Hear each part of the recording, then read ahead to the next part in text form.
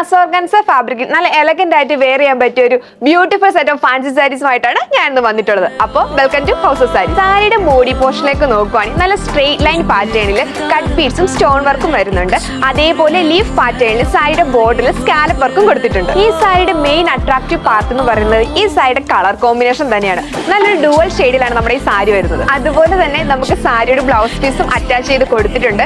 Same ഫാബ്രിക്കിൽ നെക്കിലും സ്ലീവിന്റെ എൻഡിലും same വർക്കോട് കൂടിയാണ് blouse piece attach ചെയ്ത് കൊടുത്തിട്ടുള്ളത്. ഏതൊരു ഫംഗ്ഷൻ ലൈറ്റ് വെയിറ്റ് ആയിട്ട് വെയർ ചെയ്യാൻ പറ്റിയ ഒരു അടിപൊളി സാരിയാണ് ഇത്.